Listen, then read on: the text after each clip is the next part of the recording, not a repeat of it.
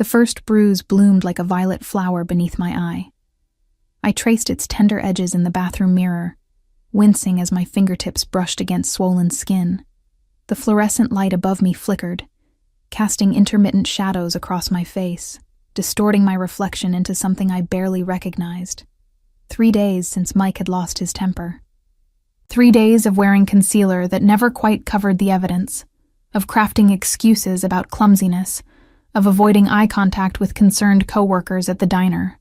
Just a few more months, I whispered to my reflection, a few more months of double shifts, of sleeping on a lumpy mattress in a studio apartment with faulty heating, of saving every possible penny. A few more months before I could finally leave this city and start fresh somewhere Mike couldn't find me. The ancient pipes groaned as I splashed cold water on my face, careful to avoid the bruise. The chill against my skin brought momentary relief from the constant ache.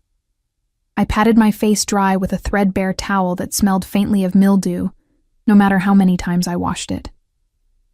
Outside, rain pattered against my single window, creating rivulets that distorted the view of brick walls and fire escapes. The sound was soothing, almost hypnotic, like nature's own lullaby coaxing me to forget my troubles, if only for a moment. I changed into my waitress uniform, a pale blue dress that had faded after countless washes, paired with sensible shoes that did little to ease the pain of standing for 8-hour shifts. The diner was only 10 blocks away, but in this downpour, it might as well have been miles. As I stepped outside, the cold October air bit at my cheeks. I pulled my thin jacket tighter around my body, wishing I could afford something warmer. The umbrella I clutched did little against the sideways rain, and within minutes, the hem of my uniform was soaked, clinging uncomfortably to my legs. Mercer Street Diner had been my workplace for almost 2 years now. It wasn't much. Just a 24-hour establishment with sticky tabletops and the perpetual smell of coffee and grease. But the tips were decent, and the manager, Donna, didn't ask questions when I needed extra shifts or when I showed up with occasional bruises. "You're early, Emma," Donna said as I entered, shaking raindrops from my hair. Her eyes narrowed slightly as they landed on my face, but she said nothing about the bruise. Instead, she handed me a coffee pot. "Table 7 needs a refill." The morning rush passed in a blur of coffee refills, pancake stacks, and forced smiles that made my cheek ache. By noon, the diner had emptied except for a lone businessman tapping away at his laptop and an elderly couple sharing a slice of apple pie. The bell above the door chimed, and a gust of cold air swept in, carrying with it the scent of rain and expensive cologne. I was wiping down the counter and didn't look up immediately, but I felt a sudden shift in the atmosphere. A heaviness, like the air before a storm. When I finally raised my eyes, my breath caught in my throat. 2 men had entered. The first was tall and broad-shouldered, with a shaved head and eyes that scanned the diner with mechanical precision. He stood by the door like a sentinel, hands clasped in front of him, the bulge of a concealed weapon visible beneath his tailored jacket, but it was the second man who commanded my attention. He couldn't have been more than 35, with dark hair that fell in perfect waves, just brushing the collar of what was clearly a custom-made suit. His features were sharp and aristocratic. High cheekbones, a strong jaw dusted with subtle stubble, and eyes so dark they appeared almost black in the diner's dim lighting. He moved with an effortless grace that spoke of someone accustomed to power, to being watched, to being obeyed. The businessman with the laptop took one look at the newcomers and hurriedly packed his things, leaving a $20 bill for a $10 meal. The elderly couple seemed oblivious, continuing their quiet conversation over shared dessert. The dark-haired man slid into a booth by the window, while his companion remained standing, his gaze constantly sweeping the diner. I grabbed a menu and approached their table, my heart inexplicably racing. "Good afternoon," I managed, proud that my voice remained steady. "Can I get you started with something to drink?" Those dark eyes studied my face with an intensity that made me want to shrink into myself. His gaze lingered on the bruise beneath my eye, and something dangerous flashed across his features, so quickly I might have imagined it. "Coffee," he said, his voice a smooth, rich baritone that sent an involuntary shiver down my spine. "Black." I nodded and turned to leave, but his voice stopped me. "And your name?" hesitated, debating whether to lie. Something in those eyes made me feel like he would know if I did. Emma, I answered finally. A slight smile curved his lips. Emma, he repeated, as if tasting the syllables. I'm Alessio. No last name. Just Alessio, offered with the confidence of someone who expected to be recognized by a first name alone. I brought his coffee with slightly trembling hands, aware of his eyes tracking my every movement. As I set the cup down, his fingers brushed against mine, deliberately, I was certain, sending an electric jolt through my body. Who hit you, Emma? He asked, his voice deceptively casual, as if inquiring about the weather. The question caught me completely off guard. Most people pretended not to notice, or if they did, they certainly didn't ask so directly. Heat flooded my cheeks, and I took an instinctive step backward. I fell, I said automatically, the lie I'd rehearsed countless times falling from my lips with practiced ease. Alessio's dark eyes hardened. Don't lie to me, he said softly, dangerously. It insults us both. My throat tightened with something between fear and indignation. I don't see how it's any of your business, I replied, struggling to keep my voice even. Instead of being angered by my response, he seemed almost pleased, the corner of his mouth lifting slightly. Sit, he said, gesturing to the seat opposite him. It wasn't a request. I glanced around the diner. Donna was in the back. The elderly couple was leaving, and no new customers had arrived. Still, I remained standing. I'm working. Sit, he repeated, and this time, the single word carried such weight that I found myself sliding into the booth before I could consider why I was obeying a stranger. How long have you worked here, Emma? He asked, taking a sip of his coffee, his eyes never leaving mine. 2 years, I answered cautiously.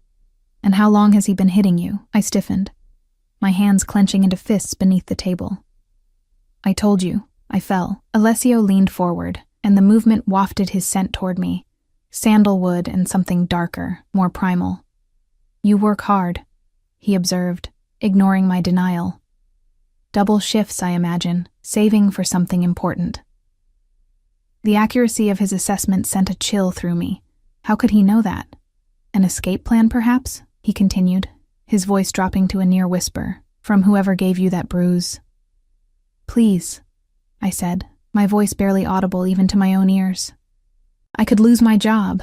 Something softened in his gaze. He reached into his jacket and withdrew a sleek leather wallet. For a wild moment, I thought he was going to offer me money, and I prepared to be insulted. Instead, he placed a simple white business card on the table between us. It contained only a phone number, embossed in black. When you decide to stop lying to yourself, Emma, he said, sliding the card toward me. Call this number. Before I could respond, he stood in one fluid motion. He placed a $100 bill beside his barely touched coffee. For your trouble, he said, then paused, his eyes once again lingering on my bruise. Everyone deserves to feel safe, Emma. Remember that. And then he was gone, his silent companion following in his wake, leaving only the lingering scent of his cologne and the white card that seemed to burn against the laminate tabletop. I slipped the card into my pocket without examining it further, my mind racing with questions. Who was Alessio? Why had he taken such an interest in me? And how had he seen through my carefully constructed facade so easily? The rest of my shift passed in a daze. I kept expecting him to return, kept feeling phantom touches where his fingers had brushed mine. By the time I left the diner at 8, the rain had stopped, leaving the streets glistening under the streetlights. The night air felt different somehow, charged with possibility or perhaps warning. I was so distracted that I didn't notice the figure leaning against the building across from the diner until I was halfway down the block. My heart stuttered as I recognized Mike's hulking frame, his familiar slouched posture. He pushed himself away from the wall and started toward me, his face twisted with anger. Where the hell have you been? He demanded, grabbing my arm with enough force to leave bruises. I've been calling you all day. Working, I said, trying to pull away from his grip. My phone died. His eyes narrowed with suspicion. Bullshit. You've been avoiding me. His gaze dropped to my pocket, where the edge of the white business card was just visible. Before I could stop him, he snatched it out. "What's this?" he asked, studying the card, his face darkening. "Whose number is this, Emma? You cheating on me?" "No," I protested, reaching for the card. "It's just a customer, I never finished the sentence. Mike's open palm connected with my cheek, the same side as my existing bruise, with enough force to make me stagger. Pain exploded across my face, bright spots dancing in my vision. "Lying bitch," he spat, tearing the card to pieces and letting them scatter in the damp breeze. "You think I don't know when you're lying?" I backed away, tears blurring my vision, aware that we were on a public street, but equally aware that no one in this city ever intervened. Just like no one had ever intervened before. "I'm sorry," I whispered, the words automatic, meaningless. Mike grabbed my arm again and started pulling me roughly in the direction of his apartment. "You're coming home with me tonight," he growled. "I'm not letting you out of my sight again." Terror gripped me. Last time I'd gone to Mike's apartment after he'd been this angry, I'd left with cracked ribs. I couldn't go back there. Not tonight. Maybe not ever again. In that moment, something inside me snapped. Perhaps it was Alessio's words echoing in my head. Everyone deserves to feel safe, or perhaps it was simply that I'd reached my breaking point. Whatever the reason, I planted my feet firmly on the sidewalk. "No," I said, the single syllable filled with every ounce of courage I could muster. Mike turned, his expression one of disbelief that quickly morphed into rage. "What did you just say to me?" "I said no," I repeated, my voice stronger now. "I'm not going with you." His hand balled into a fist, and I braced myself for the blow I knew was coming. But before he could swing, a sleek black car with tinted windows pulled up beside us, its engine purring almost silently. The back door opened, and I caught a glimpse of dark eyes and an outstretched hand. "Emma," Alessio's voice called from within the car. "Get in." I didn't hesitate. I wrenched my arm from Mike's slackened grip and dove into the car, the door closing behind me with a solid thunk that felt like the period at the end of a chapter. The last thing I saw as the car pulled away was Mike's face, contorted with rage and confusion, growing smaller in the distance. Inside the car, the scent of leather and sandalwood enveloped me. Alessio sat opposite, watching me with those intense eyes. The man from the diner, clearly a bodyguard, was in the front passenger seat, while a driver I hadn't seen before navigated the vehicle smoothly through the city streets. "How did you find me?" I asked, my voice shaking. Alessio's expression was unreadable. "I never lost you," he replied simply, as if that explained everything. I should have been frightened. I had just escaped one dangerous man only to put myself in the hands of another. A stranger with powerful connections and an air of controlled violence. But as the adrenaline faded, leaving me trembling in its wake, all I felt was an overwhelming sense of relief. "Who are you?" I whispered. He studied me for a long moment before answering. "Someone who doesn't tolerate men who hit women," he said finally. "Someone who can make sure he never touches you again." The promise in those words should have terrified me. Instead, I found myself believing him, trusting him, despite every instinct for self-preservation I'd developed over years of disappointment and pain. "Who hit you, Emma?" he asked again, his voice gentler now but no less intense. This time, I told him the truth. "His name is Mike Peterson," I said, the name bitter on my tongue. "My ex-boyfriend. He doesn't accept that it's over." Alessio nodded slowly, as if confirming something he already knew. He reached out, his fingers hovering near my freshly bruised cheek without actually touching it. "This ends tonight," he promised, and the absolute certainty in his voice sent a shiver through me, half fear, half something I wasn't ready to name. As the car carried us deeper into the city, toward an unknown destination, I realized I had just crossed a line from which there would be no return. The thought should have terrified me, but instead, I felt something I hadn't experienced in years. I felt safe. The car glided through the city streets like a phantom, its movement so smooth I barely felt us turning corners. Through tinted windows, I watched familiar neighborhoods transform into areas I'd only glimpsed from a distance, exclusive districts with immaculate sidewalks and buildings that reached toward the stars. My hand throbbed where Mike had gripped it, and my cheek pulsed with pain, but I remained silent, afraid that speaking might somehow break the spell of safety that had settled over me. Alessio made a brief phone call in what sounded like Italian, his voice low and commanding. Though I couldn't understand the words, the tone conveyed authority that required no translation. When he finished, he turned his attention back to me, those dark eyes studying my face as if memorizing every detail. "You need medical attention," he stated. Not a question, but a fact. I instinctively touched my cheek, wincing. "It's not that bad. I've had worse." Something dangerous flickered across his features. "That doesn't comfort me, Emma." The car eventually pulled up to a towering building of glass and steel that seemed to touch the night sky. The bodyguard exited first, scanning the area before opening Alessio's door, then mine. As I stepped out, the cool night air kissed my skin, carrying with it the clean scent of recent rain and wealth, a distinct absence of the garbage and exhaust fumes that permeated my neighborhood. "Where are we?" I asked, my voice small against the grandeur surrounding us. "My home," Alessio replied, placing his hand lightly at the small of my back as he guided me toward the entrance. The doorman bowed his head respectfully as we passed. "Good evening, Mr. Russo." So he did have a last name, Russo. The name tickled something in my memory, but I couldn't place it. The elevator required a key card and fingerprint to access the penthouse. As we ascended, my stomach fluttered with a mixture of anxiety and something else, anticipation perhaps, or the vertigo of moving too quickly from one world to another. The elevator opened directly into an expansive living area, with floor-to-ceiling windows showcasing a breathtaking panorama of the city below, a glittering carpet of lights stretching to the horizon. "Make yourself comfortable," Alessio said, shrugging off his jacket and loosening his tie.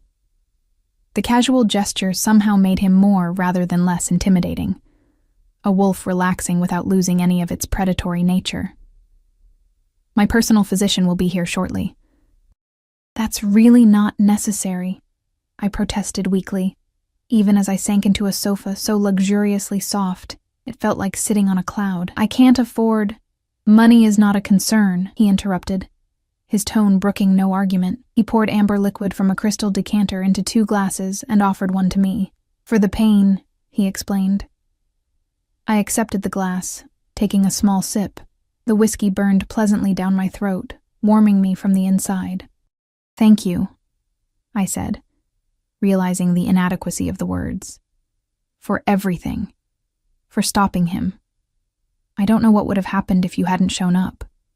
Alessio's expression darkened. "I have a very good idea of what would have happened," he said, his voice tight with controlled anger. "Men like that are predictable. They escalate. They don't stop until someone stops them." The way he said it, with absolute certainty and a hint of personal knowledge, made me wonder about his past, about what experiences had shaped him into the man before me. "How did you know?" I asked. "How did you know where to find me, when to intervene?" He took a seat in a leather armchair opposite me, swirling the whiskey in his glass. "After our conversation at the diner, I had one of my men watch over you.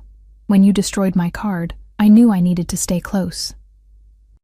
A chill ran down my spine. "You've been having me followed?" "I've been having you protected," he corrected, as if the distinction was obvious, and it's fortunate I did. Before I could formulate a response, the elevator chimed, and a distinguished-looking man with silver hair and wire-rimmed glasses stepped into the apartment, carrying a leather medical bag. "Alessio," he greeted with a slight Italian accent, before turning his professional gaze to me. "And this must be the patient." The next 20 minutes passed in a blur as the doctor examined my face, applied antiseptic that stung like fire, and confirmed that nothing was broken. He left me with pain medication, ointment for the bruising, and strict instructions to rest. Throughout the examination, Alessio never left the room, his eyes tracking the doctor's every move with an intensity that bordered on possessive. When we were alone again, an uncomfortable silence settled between us, filled with unasked questions. I broke it first. "I should go home," I said, though the thought of returning to my tiny apartment filled me with dread. "What if Mike was waiting for me?" "You'll stay here tonight," Alessio stated, not a suggestion but a command. Seeing my hesitation, he added, "In the guest room. You'll be safe." Relief and apprehension warred within me. "I have work tomorrow, early shift. Call in sick." I can't afford to lose a day's wages. Something like respect flickered in his eyes. I admire your work ethic, Emma, but you need to rest. As for the money, he waved a hand dismissively. Consider it handled. I bristled at this. I don't want your charity.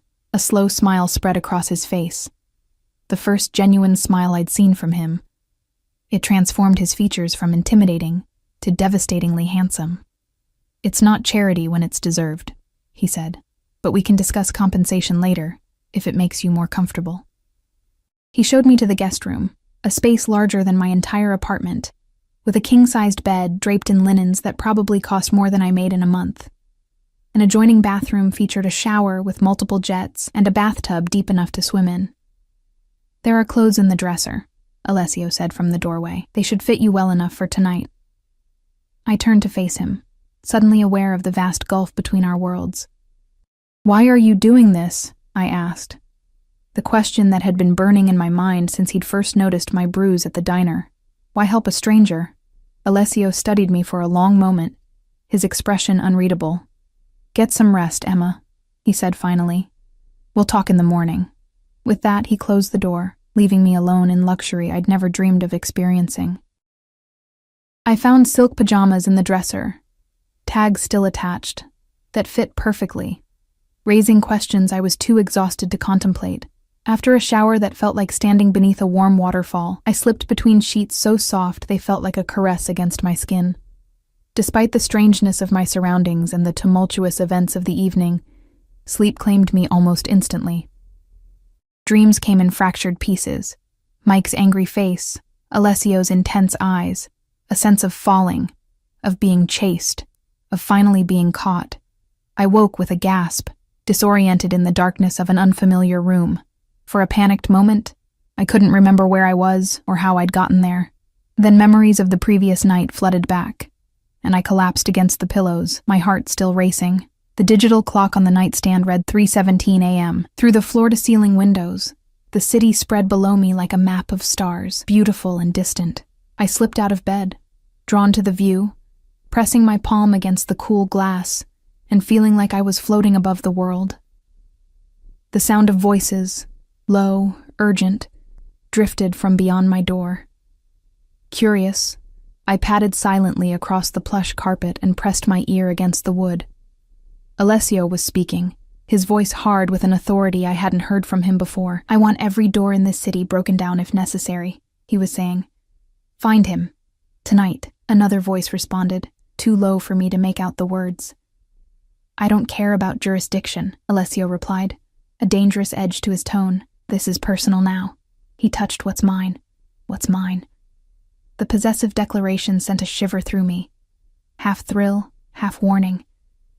I barely knew this man, yet here I was in his home, under his protection, and apparently, in his mind, under his claim. I should have been frightened, or at least indignant. Instead, a treacherous warmth spread through me at the thought of being considered precious enough to protect, to claim, to avenge.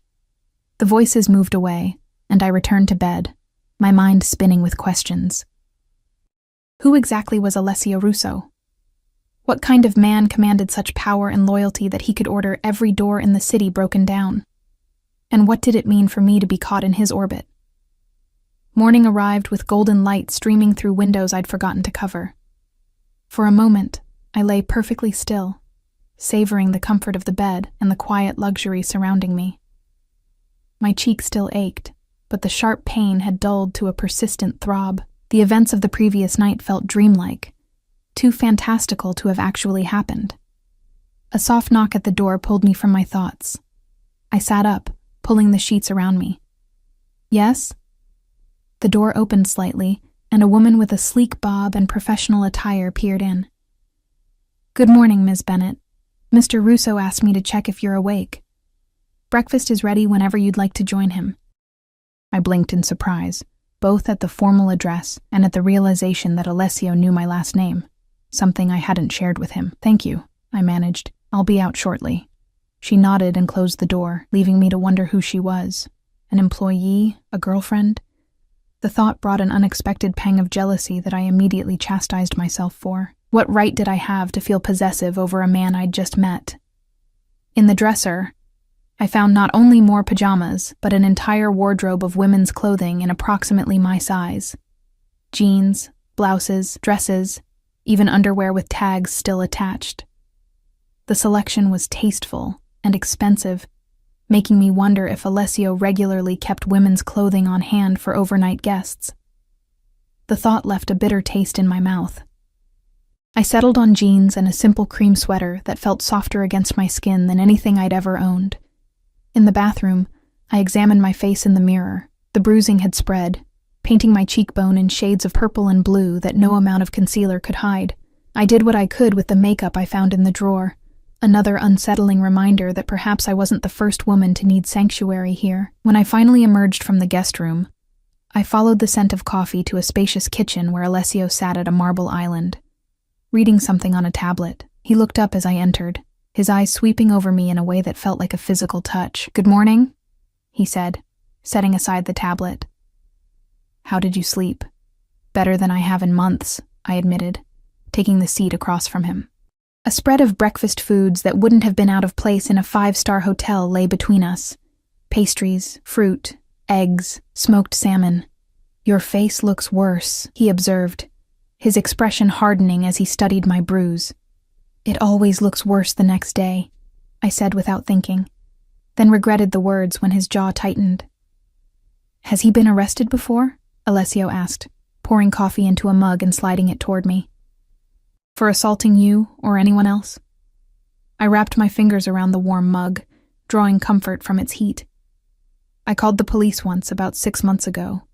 He was gone by the time they arrived. They took a report, but nothing came of it. Said they couldn't do anything without evidence or witnesses." Alessio's expression remained neutral, but something dangerous lurked in his eyes. "And you stayed with him after that?" "No," I said firmly, wanting him to understand. "I left him that night, but he kept finding me, showing up at work, at my apartment. I changed my number 3 times, but he always gets it somehow. I've been saving to move out of state, somewhere he can't find me. And in the meantime, you endure his violence," Alessio said. Not a question, but a statement of fact. I looked down at my coffee. I try to avoid him, but yes, sometimes there's no escape. "There's always an escape, Emma," he said softly. "You just need the right resources." A chime sounded, and Alessio checked his phone, his expression shifting to one of grim satisfaction. "Excuse me for a moment," he said, rising from his seat. "Help yourself to breakfast." He stepped into the adjacent room, leaving the door ajar. Though I knew I shouldn't eavesdrop, I couldn't help but strain to hear his conversation. "You have him?" A pause. "Good. No police involvement. Bring him to the warehouse. I want to handle this personally." My blood turned to ice. Those words, spoken with such casual menace, confirmed what I had suspected, but tried to ignore. Alessio Russo was dangerous, perhaps more dangerous than Mike had ever been. When he returned, his expression was composed, but there was an energy about him, a tightly coiled readiness that reminded me of a predator preparing to strike. "Is everything okay?" I asked, my voice steadier than I felt. "Everything is perfect," he replied, a cold smile playing at his lips. "In fact, I have some good news. Your problem has been located." The way he said it made my skin crawl with apprehension. "What does that mean? What are you going to do to him?" Alessio studied me, his head tilted slightly. "Do you care what happens to him? After everything he's done to you?" I swallowed hard. "I don't want anyone hurt because of me." "Even the man who did this?" he asked, gesturing to my bruised face. "Violence for violence solves nothing," I said, the words sounding hollow even to my own ears. Alessio leaned forward, his gaze intense. "Let me tell you something about men like Mike Peterson, Emma. They understand only one language: power. They prey on those they perceive as weak. They take and take until someone stronger stops them." His voice dropped lower. "I am that someone. Fear and something darker, more primal, twisted in my gut." "Who are you?" "Really?" He considered me for a long moment, as if weighing how much truth to reveal. "My family has certain business interests in this city," he said carefully. "We ensure that agreements are honored, that debts are paid, that order is maintained. The implication hung in the air between us. I had heard rumors, of course, everyone in the city had, about the families that controlled the underworld, whose influence extended into legitimate businesses, politics, even law enforcement. The Russos were one of those families. "You're a crime boss," I whispered, the realization solidifying into certainty. Alessio's expression remained impassive. "I prefer to think of myself as a businessman with diverse interests and unique methods of conflict resolution." A hysterical laugh escaped me before I could stop it. "Is that what this is? Conflict resolution?" "In its most efficient form," he confirmed, unruffled by my reaction. "By this afternoon, Mike Peterson will never bother you again. You have my word." The absolute certainty with which he made this promise chilled me to the bone. I stood abruptly, my chair scraping against the floor. "I should go. Thank you for your help, but I can't be involved in whatever this is." Alessio rose as well, moving with that fluid grace that seemed at odds with his dangerous aura. "You're already involved, Emma. The moment he laid hands on you in my city, this became inevitable." "Your city?" I repeated, backing away slightly. "I didn't ask for this. I didn't ask for you to what? Have him killed?" Something like disappointment flashed across Alessio's features. "Is that what you think of me? That I would kill a man for simply touching what's mine?" There it was again, that possessive claim that sent conflicting signals of warning and desire through my body. "I'm not yours," I said, my voice barely above a whisper. "You don't even know me." He moved closer, and I found myself backed against the kitchen counter, his presence overwhelming my senses. "I know enough," he said softly. "I know you're brave. I know you're a survivor. I know you deserve better than what life has given you so far." His hand reached up, fingers hovering near my bruised cheek without touching it. "And I know that from the moment I saw you in that diner, I couldn't look away."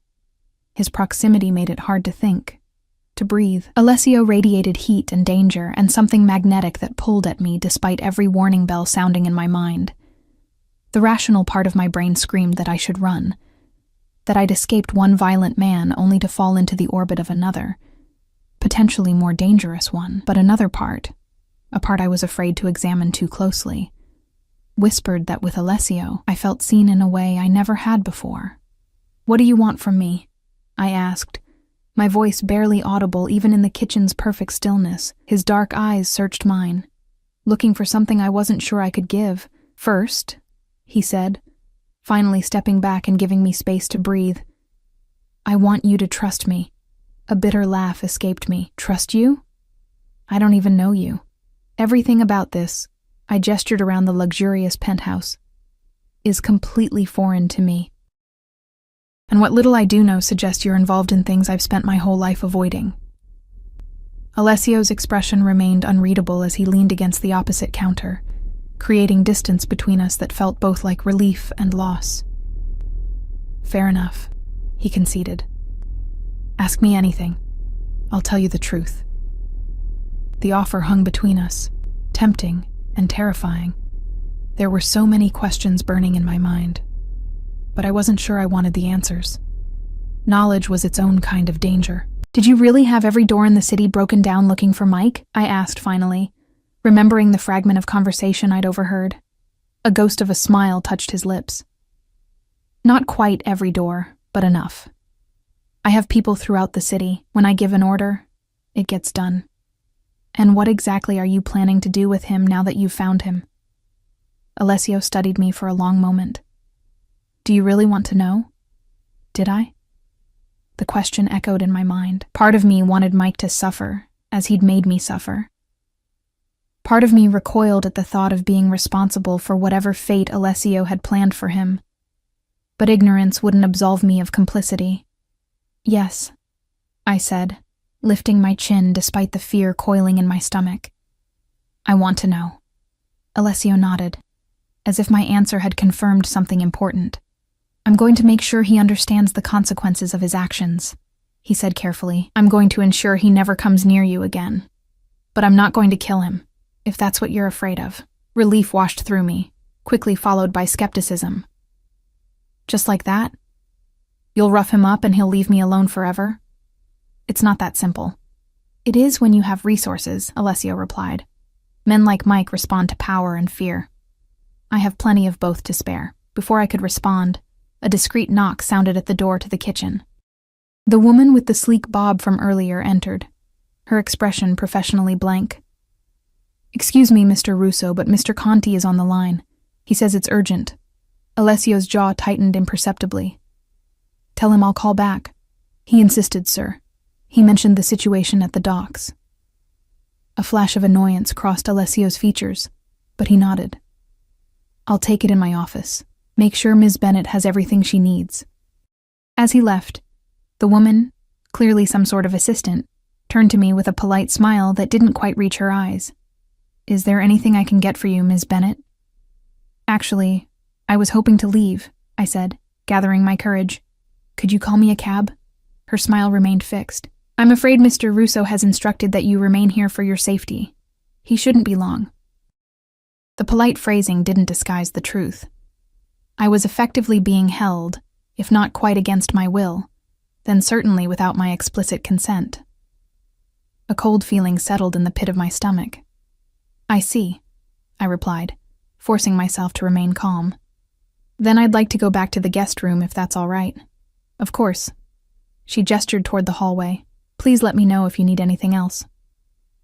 Back in the guest room, I paced anxiously, trying to make sense of my situation. I was in the penthouse of a man who had all but admitted to being a crime boss. A man who had ordered the city turned upside down to find my abuser. A man who clearly had some sort of claim on me that I didn't fully understand. The rational course of action would be to leave as soon as possible, to grab my belongings and run far from both Mike and Alessio. But where would I go? My apartment wasn't safe. I had no family to turn to, no friends close enough to shelter me. And the money I'd saved, while substantial, wouldn't last long if I had to start over completely without a job or references. A light knock at the door interrupted my spiraling thoughts. Come in, I called, expecting the assistant again. Instead, Alessio entered, his expression troubled. I apologize for the interruption, he said, closing the door behind him. Business sometimes requires immediate attention. Am I a prisoner here? I asked directly, tired of dancing around the truth. Surprise flickered across his features. Of course not. Why would you think that? Your assistant made it clear I'm not to leave. Alessio frowned. Sophia is overzealous in her interpretation of my instructions. I asked her to ensure you were comfortable and had everything you needed while I was gone. You're free to leave anytime you wish. He paused, his expression softening. Though I hope you'll choose to stay, at least until we've resolved your situation. The sincerity in his voice made me want to believe him, but doubt lingered. And what exactly is my situation, as you see it? Alessio moved further into the room, maintaining a respectful distance. You're being stalked and assaulted by a man who doesn't respect your boundaries or your safety. You're working multiple jobs to save enough money to escape. You don't have anyone to turn to for protection. His eyes held mine steadily. How am I doing so far? The accuracy of his assessment stung. What do you propose, then? Let me help you, he said simply. Stay here while I ensure Mike Peterson is no longer a threat. Let me offer you the protection you deserve. And what do you get out of this arrangement? I asked, because nothing in life came for free. I'd learned that lesson painfully and repeatedly. Alessio's lips curved in a smile that was both charming and predatory. Your company for now. The rest, we'll see. The implication hung in the air between us, neither acknowledged nor denied. He wanted me. That much was clear from the heat in his gaze when it traveled over me. But there was something else too. Something possessive and protective that went beyond mere physical attraction. I need time to think, I said finally. He nodded. Take all the time you need. In the meantime, there's someone I'd like you to meet. He gestured toward the door, if you're willing. Curiosity overcame my hesitation. Who? Someone who might help you understand my world a little better. I followed him out of the guest room, through the expansive living area, and into what appeared to be a home office. A woman waited there, perhaps in her late 50s, elegant in a tailored suit with silver streaking through her dark hair. She stood when we entered, her eyes, so similar to Alessio's, assessing me with keen intelligence. "Emma, this is my mother, Sophia Russo," Alessio said, a note of warmth in his voice I hadn't heard before. "Mama, this is Emma Bennett." "So you're the girl who's caused such a stir," Sophia said, her Italian accent more pronounced than her son's. She approached me, taking my hands in hers. "My son has turned the city upside down for you." I felt heat rise to my cheeks, painfully aware of my bruised face and borrowed clothes. "I didn't ask him to," I said, then winced at how ungrateful it sounded. To my surprise, Sophia laughed, a warm, genuine sound. "Of course you didn't. My son has always done exactly as he pleases." She released my hands and touched my bruised cheek with gentle fingers. "This man who hurt you, he'll never touch you again. The Russo family protects its own." "I'm not," I began, but she waved away my protest. "You're here, aren't you?" she said, as if that settled the matter.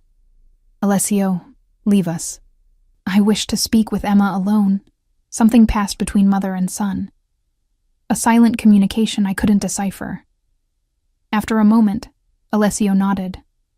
"Don't frighten her, Mama," he said, a hint of amusement in his voice before he left, closing the door behind him. Sophia gestured to the sitting area near the window.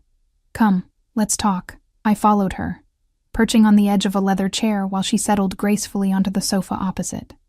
"Mrs. Russo." "Sophia, please," she interrupted. "Mrs. Russo was my mother-in-law, and that woman terrified me for 30 years, she smiled, the expression warming her austere features. "My son has never brought a woman to meet me before." The revelation surprised me. Never. "Oh, he's had women," she said with a dismissive wave. "Beautiful, sophisticated women who understand his world and accept it without question. But he's never brought one home, never asked for my opinion, never looked at one the way he looks at you." I didn't know how to respond to that. I barely know him. "And yet, here you are," she pointed out. "In our home, wearing clothes he selected for you, accepting his protection." "I didn't have many options," I said defensively. Sophia's expression softened. "We rarely do, as women. The choices we make are often between bad and worse. But sometimes, if we're lucky, we find someone who can offer us something better." She leaned forward, her dark eyes, so like her son's, intent on mine. "My husband was like Alessio, powerful, dangerous to his enemies, fiercely protective of what he considered his. He wasn't always an easy man to love, but he made me feel safe in a world that had never been kind to me. Is that what you think I should do? Love your son because he's offering me protection?" "No," she replied firmly. "I think you should decide what you want your life to be, and whether Alessio can help you achieve it. But understand this, if you accept what he offers, you accept all of him, the darkness, as well as the light." The honesty was refreshing after so much careful maneuvering. "And if I decide I want no part of this world, then he will ensure you have the means to leave safely, and you will never see either of us again."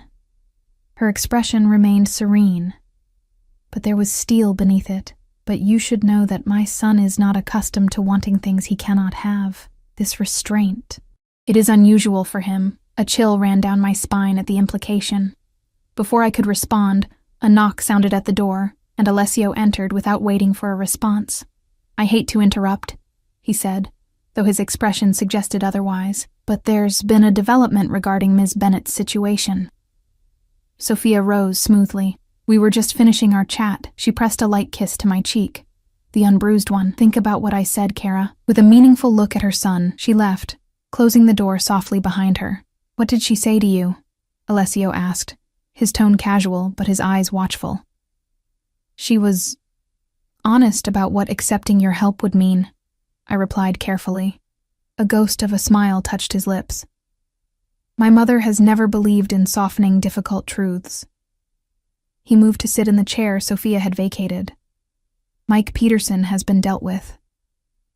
My heart stuttered in my chest. "What does that mean? What did you do to him?" "Nothing permanent," he assured me, his tone almost gentle. "But he understands now that you are under my protection. He won't bother you again, just like that?" I couldn't keep the skepticism from my voice. Just like that, Alessio confirmed. He's also been persuaded to leave the city. Tonight. I've arranged a job for him in a small town about 2,000 miles away. If he values his continued health, he'll take it and never return. The relief that washed through me was so intense it left me dizzy. The nightmare that had shadowed my life for months was being dismantled with casual efficiency by a man who seemed to reshape reality through sheer force of will. Why? I whispered, asking the question that had burned in me since he first noticed my bruise in the diner. Why go to such lengths for a stranger? Alessio's expression turned contemplative. When I saw you in that diner, trying so hard to hide your pain, to keep going despite what had been done to you, something in me responded. I've known women who suffered at the hands of men who claimed to love them. My own sister years ago. A shadow crossed his features. I couldn't protect her then. I was too young, too powerless, but I'm not powerless anymore. The raw honesty in his voice caught me off guard.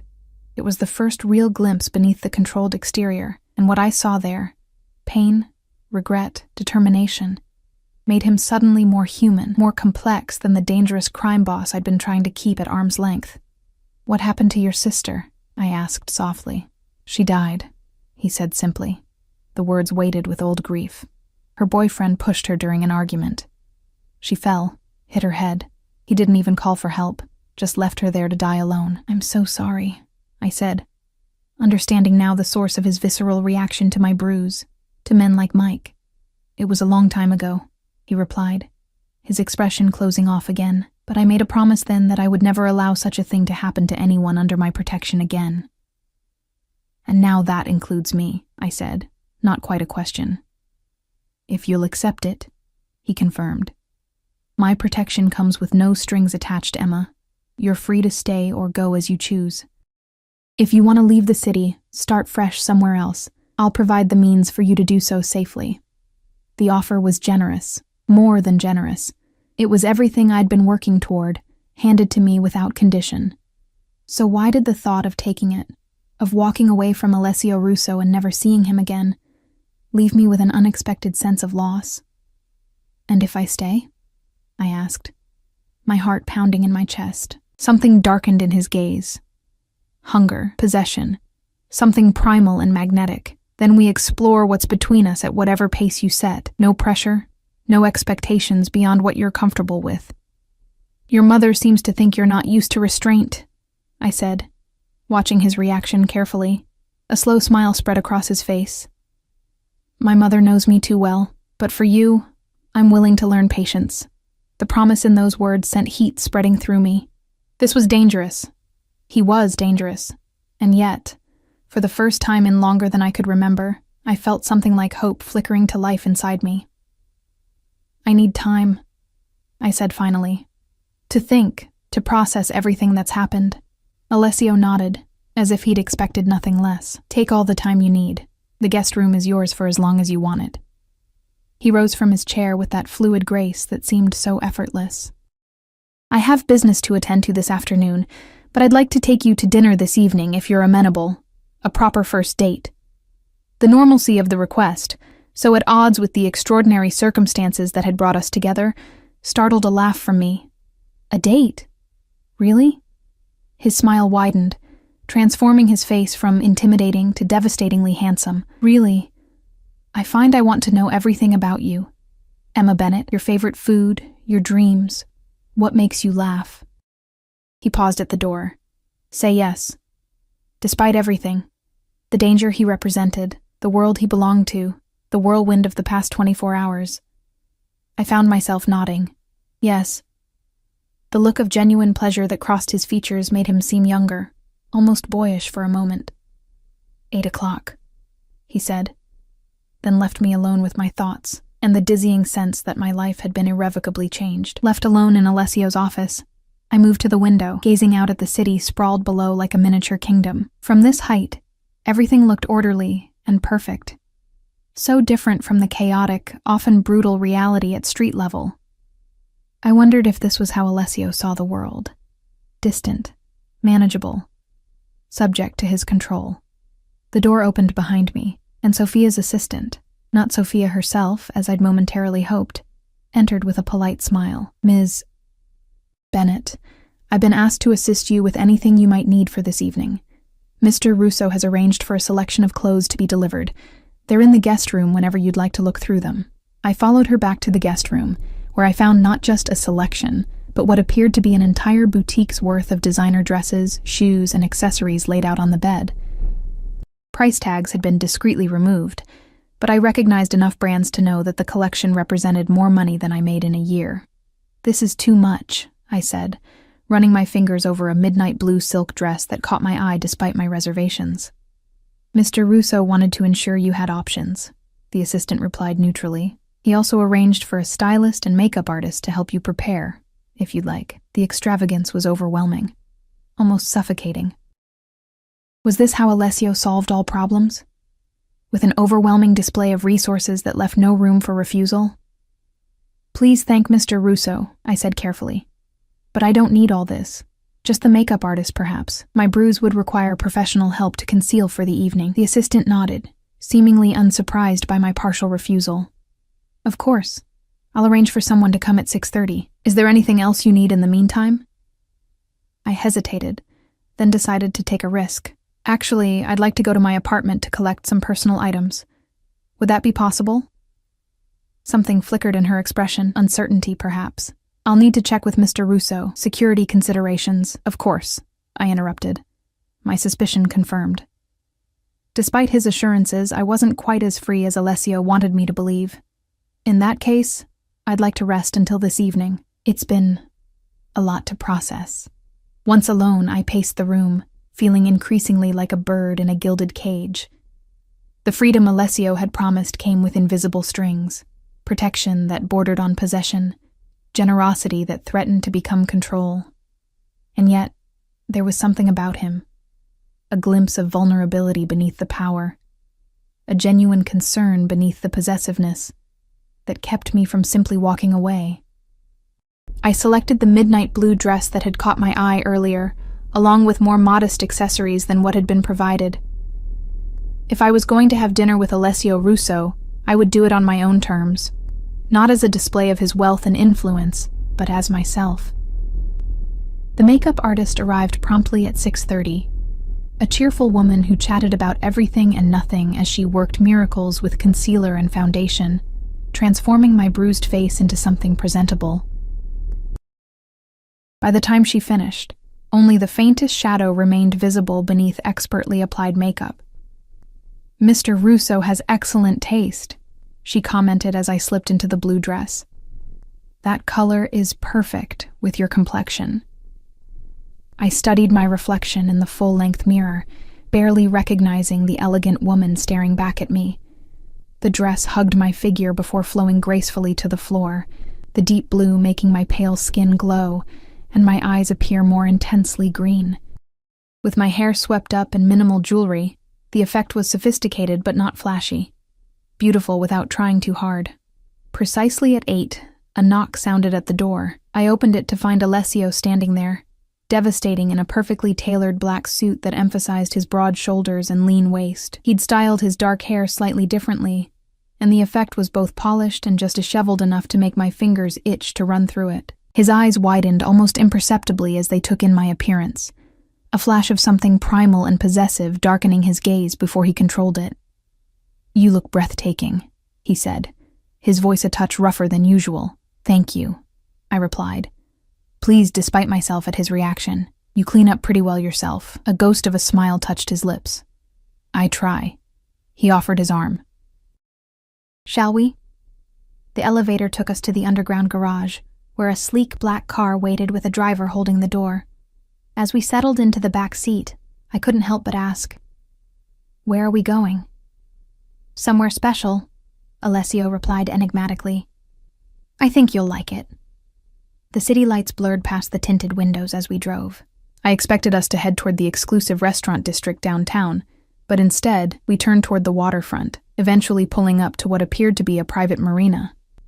"This isn't a restaurant," I observed as Alessio helped me from the car. "No," he agreed, guiding me toward the pier where a stunning yacht was docked, its white exterior gleaming under the moonlight. I thought we might enjoy more privacy for our first date. I hesitated. A yacht meant complete isolation. No witnesses, no easy escape if things went wrong. As if sensing my unease, Alessio squeezed my hand gently. My chef has prepared dinner, and there are crew members aboard. We're not alone, he assured me, and we'll stay docked if that makes you more comfortable. The consideration in his voice eased my concern somewhat. I nodded, allowing him to lead me up the gangway onto a deck that could have graced the pages of a luxury magazine. Soft lighting illuminated comfortable seating areas, and a table had been set with fine china, crystal, and fresh flowers near the stern, offering a spectacular view of the city skyline. A uniformed steward appeared with champagne, pouring 2 glasses before discreetly disappearing. Alessio handed one to me, then raised his in a toast. "To new beginnings," he said, his dark eyes holding mine. "To new beginnings," I echoed, taking a sip of champagne that tasted like liquid stars. "This is beautiful, Alessio, but excessive for a first date, don't you think?" He smiled, that genuine expression that transformed his face from intimidating to irresistible. "Perhaps, but I wanted to impress you. You've already done that," I pointed out. "Finding Mike in a single night, arranging his entire future to ensure my safety, that's impressive. Terrifying, but impressive." Alessio laughed, a warm, rich sound that I realized I'd rarely heard from him. "You're not easily dazzled by the trappings of wealth and power. I like that about you. What else do you like about me?" I asked boldly, the champagne and the moonlight making me braver than I might otherwise have been. "You barely know me, yet you've turned your life upside down for me in the span of 24 hours. He considered the question seriously, as we moved to the table where the first course awaited us. Delicate scallops arranged like artwork on the plate. "I like your resilience," he said finally. "The strength it takes to endure what you have and still remain, uncorrupted by it. You haven't let pain make you cruel or bitter." The observation was so unexpected, so perceptive that it momentarily stole my breath. "And what about you?" I asked when I could speak again. "Has pain made you cruel?" Alessio's expression darkened slightly. "At times, perhaps, to those who deserve it."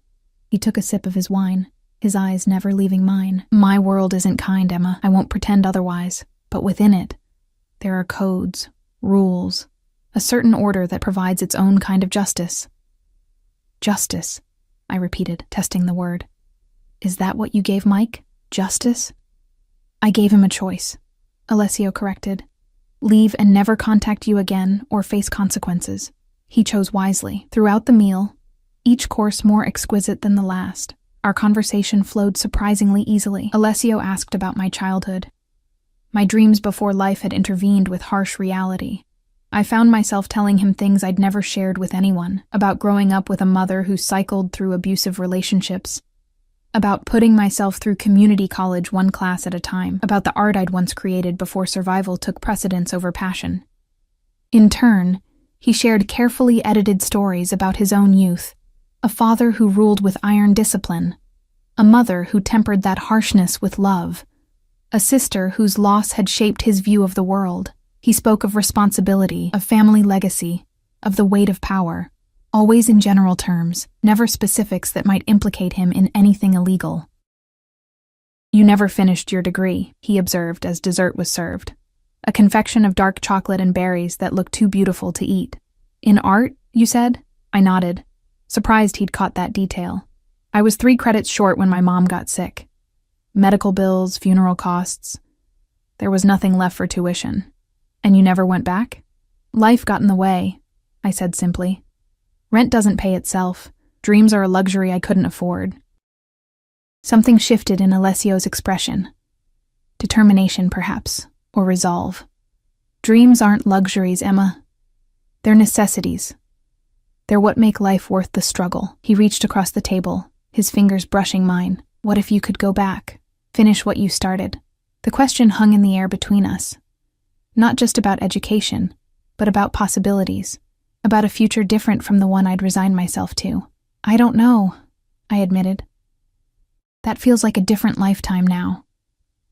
"It doesn't have to be," he said softly.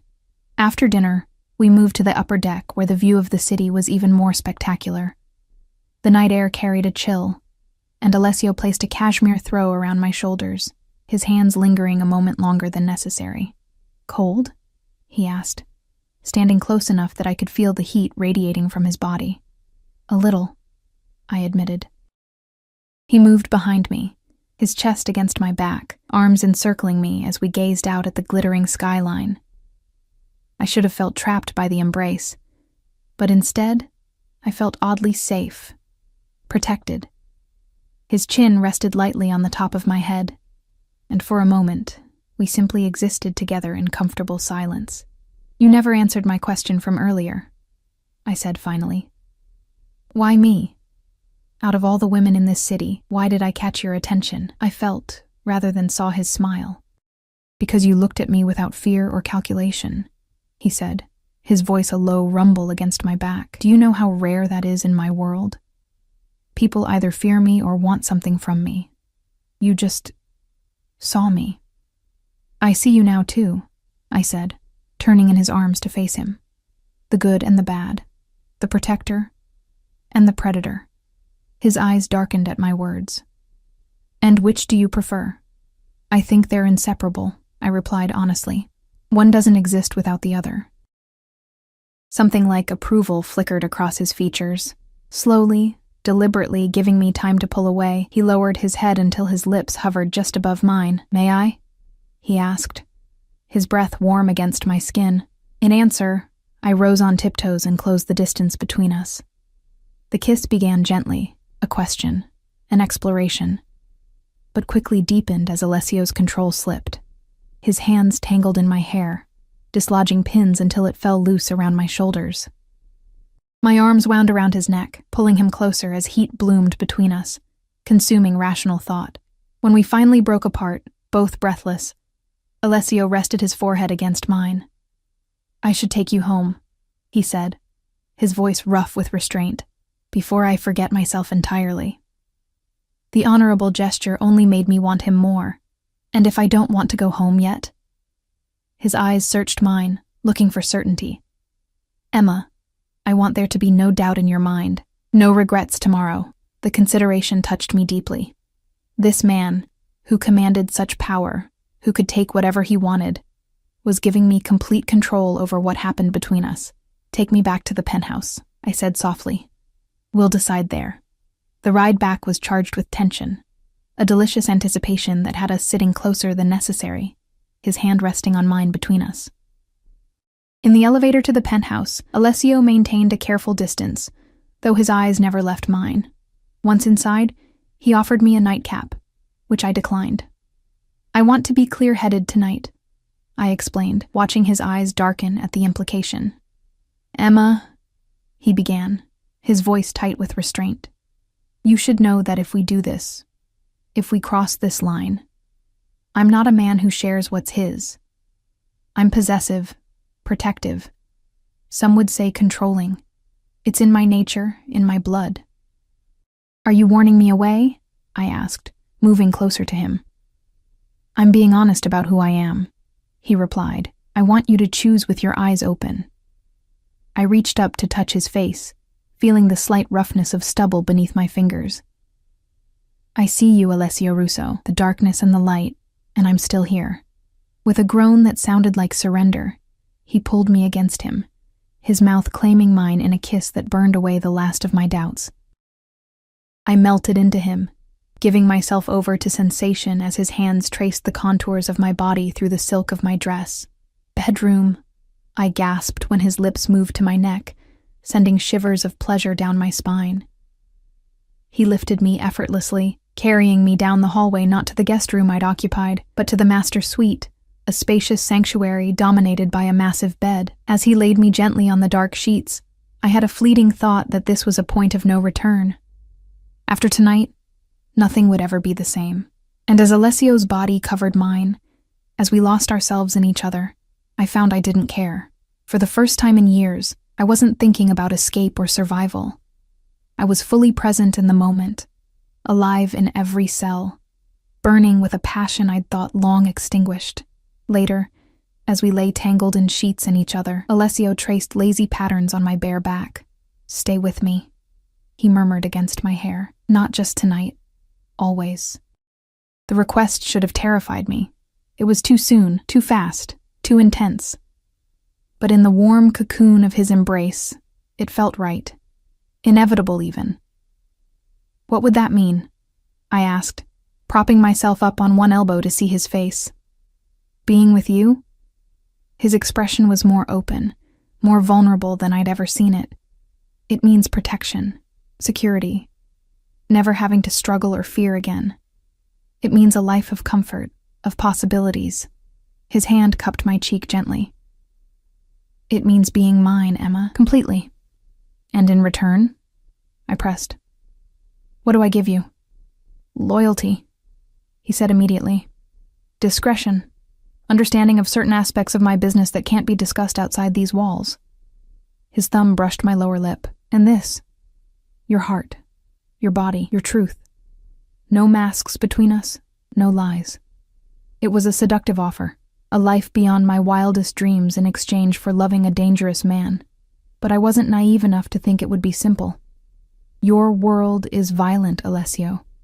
Would I have to become violent too, to survive in it? He shook his head. You would be separate from that part of my life. Protected from it. His eyes held mine intently. I would never ask you to compromise who you are, Emma.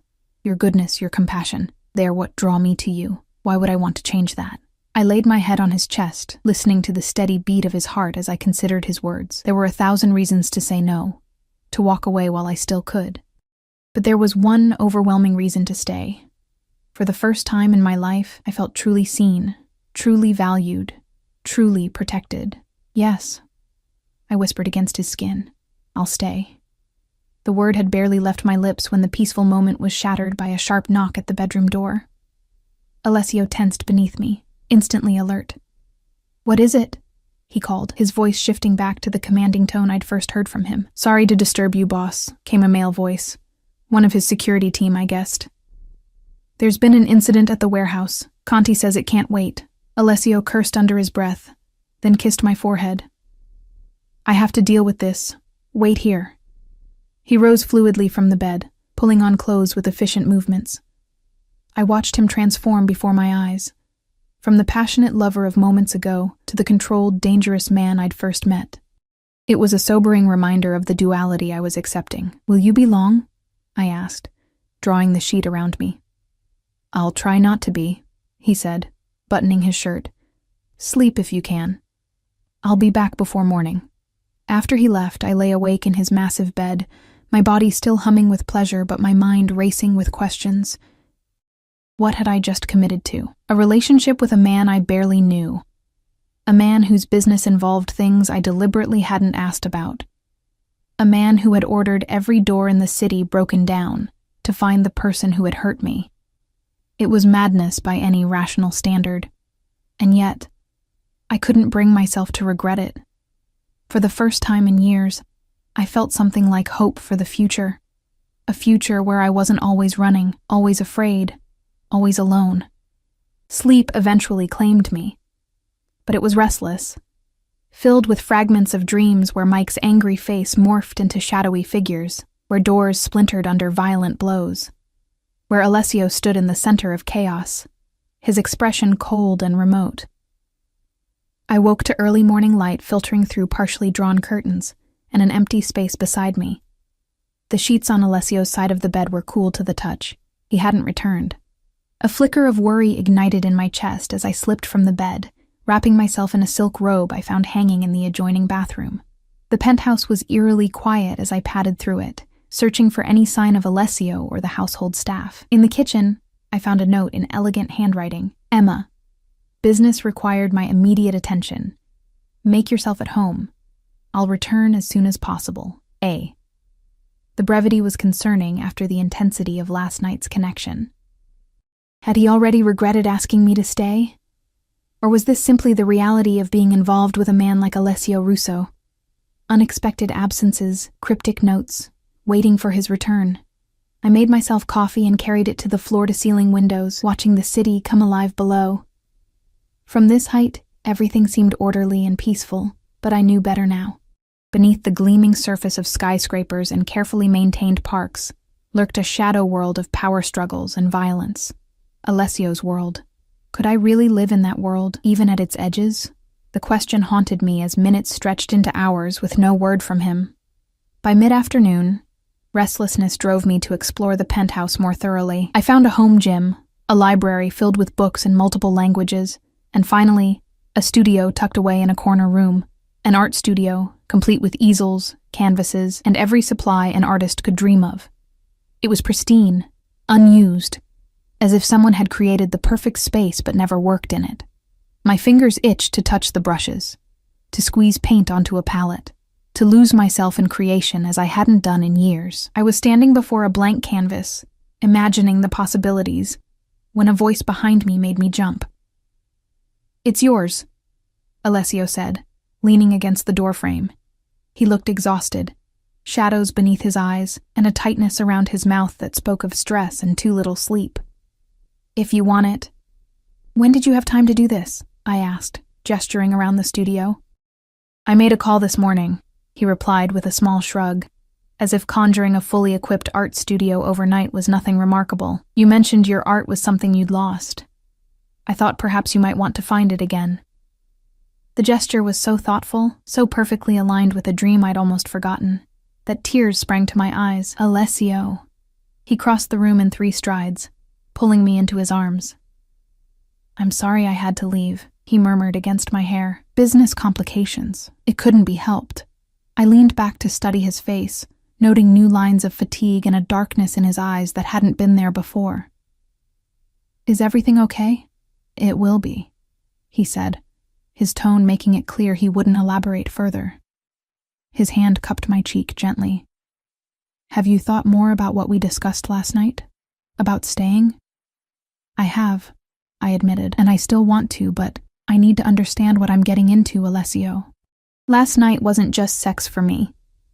If I stay, if I become part of your life, I need to know what that really means."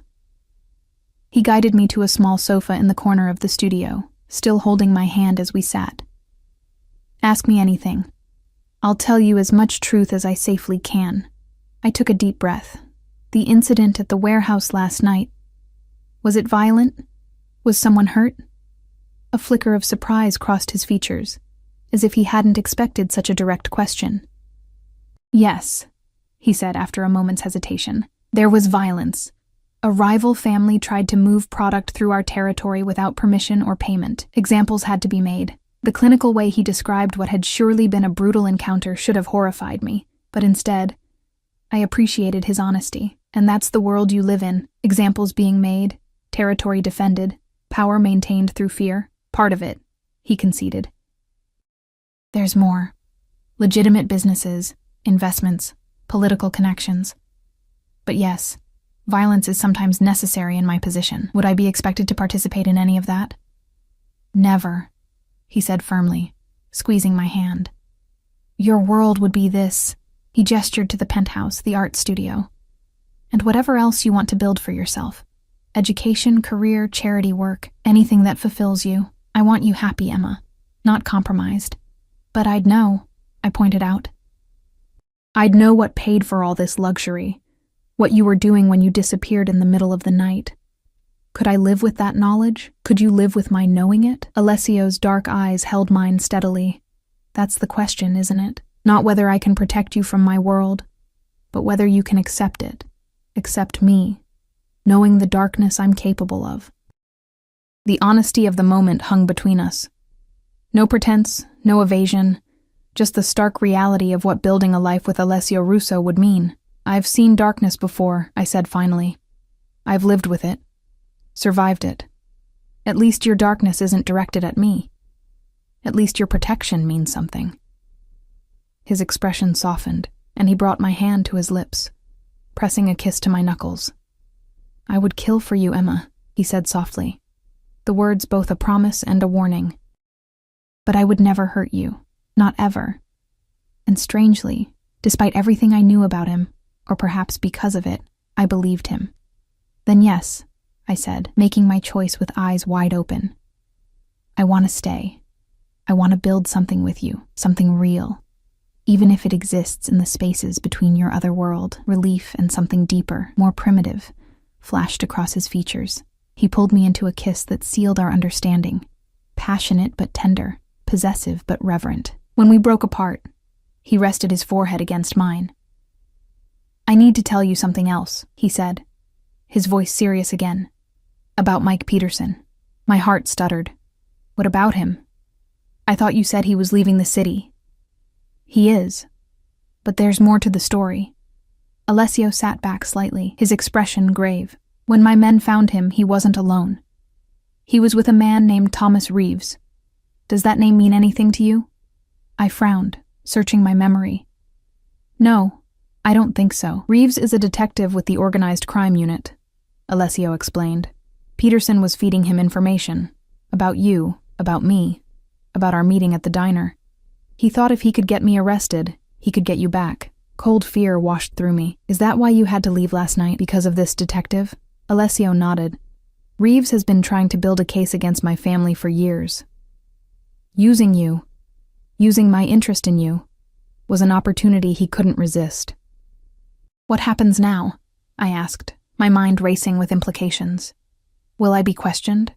Are you in danger of arrest?" A small, confident smile touched Alessio's lips. "Detective Reeves had an unfortunate accident last night. He fell down a flight of stairs, broke both legs. He'll be on medical leave for at least 6 months. By the time he returns, evidence will have disappeared, witnesses will have forgotten what they saw, and his superiors will have strongly encouraged him to pursue other cases." The casual way he described what had clearly been an orchestrated attack should have terrified me. Instead, I felt a complicated mix of relief and complicity. "And Mike?" "On a plane to Alaska as we speak," Alessio replied, with a very clear understanding that if he ever contacts you or returns to this city, his next accident will be permanent.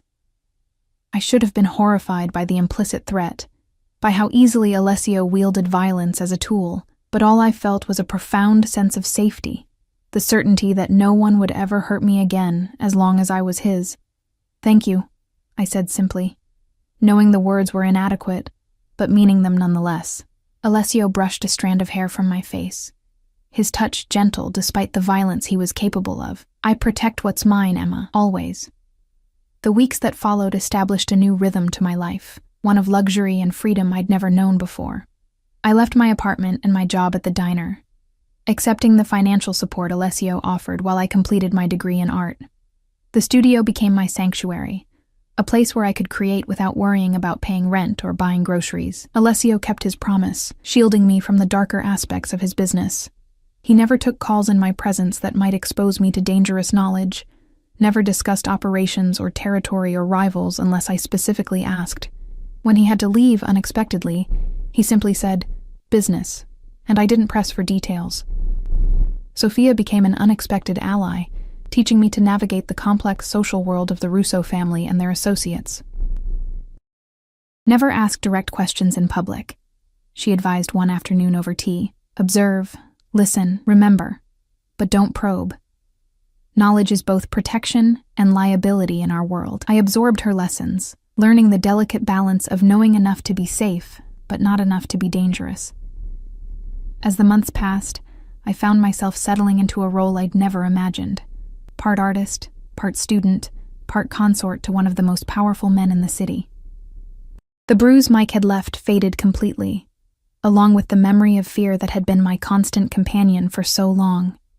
In its place grew something I hadn't expected: contentment, purpose, and a love for Alessio that deepened with each day, encompassing both the gentle man who held me through the night and the dangerous one who commanded an empire from the shadows. One evening, nearly 6 months after that fateful day in the diner, Alessio led me to the rooftop garden of the penthouse, where dinner had been set up under the stars. Candles flickered in the gentle breeze, and a small orchestra played softly in the background. "What's the occasion?" I asked as he held my chair. 6 months, he said, pouring champagne into crystal flutes. "Since you changed my life," I laughed softly.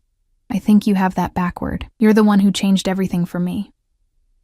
"We changed each other," he countered, reaching across the table to take my hand. "I was existing before you, Emma, just moving through each day, handling business, accumulating power and wealth, because that's what was expected of me.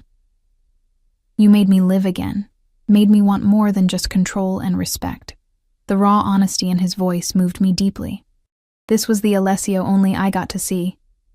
Vulnerable, reflective, capable of a tenderness few would believe him capable of. "I have something for you," he said, reaching into his pocket and placing a small velvet box on the table between us. My heart stuttered in my chest. "Alessio." "Open it," he urged softly. Inside lay not a ring, as I had half expected, but a key. Simple, golden, obviously significant. "What is this for?"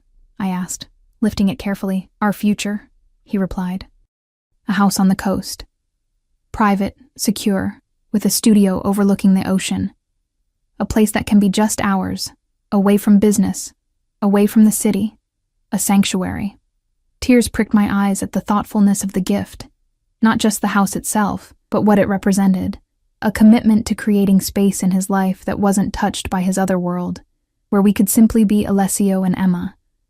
Not the crime boss and his woman. "It's perfect," I whispered, leaning across the table to kiss him. Later that night, as we lay tangled together watching the city lights through the bedroom windows, I realized how completely my life had transformed in just 6 months.